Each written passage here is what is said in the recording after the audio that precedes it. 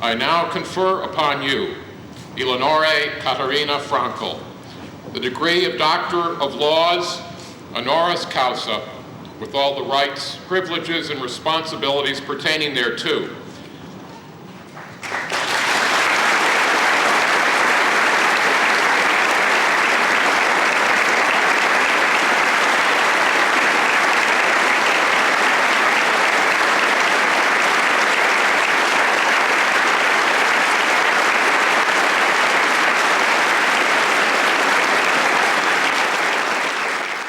Elly had worked in the background for all of these years and had never been recognized for her work. The president of North Park was positive about this, and so we invited Viktor and Elly to come to Chicago, each of them to receive an honorary doctorate. To my surprise, Viktor wrote to me that he could not accept a doctorate from North Park because this was the first time Elly is recognized, and so he would accompany her to Chicago, and she could have the honorary doctorate. He did not want to diminish this honor for Elly. And so it was the first time after more than 90 trips to the United States where he was lecturing, and she would accompany him in the background. This was the first time he accompanied her to Chicago for her honor. And I think our friendship was somehow cemented,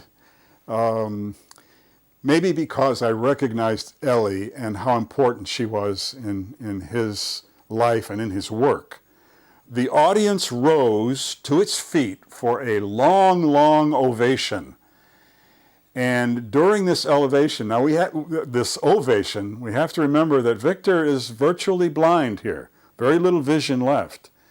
Nevertheless, completely a surprise for all of us, he got up from his offstage chair, walked straight toward Elly across the stage, and when she saw him coming, she started to weep. And she told me later, I was determined not to cry, but when she saw him coming, she broke down, and he walked right up to her, took her head in his hands, and kissed her on both cheeks. Later, he told me I was kissing away her tears.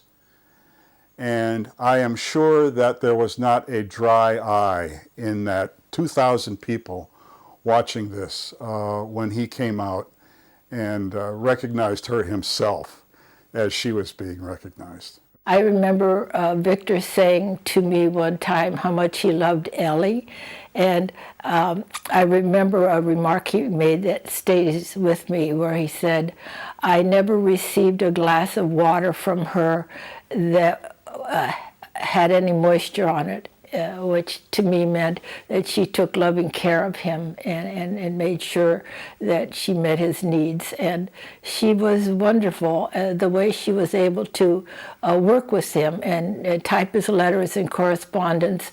And I don't think many people knew that side of Elly Frankl. Elly did all his typing, and he'd answer a letter and she'd be typing it as he answered it. And every article, every book he wrote, she hand typed on these old typewriters. You know, it wasn't like computers. And I mean, he used to work her all day and all night. And of course, he worked all day and all night.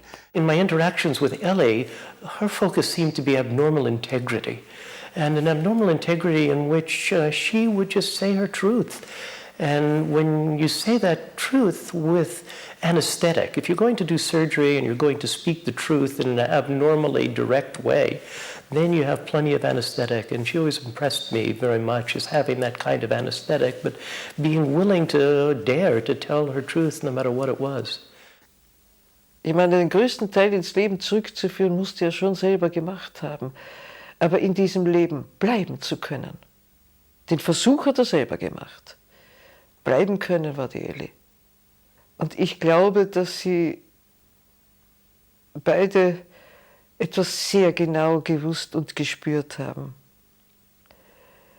Als er sie kennengelernt hat in der Poliklinik, was ist eine Lebensrettung?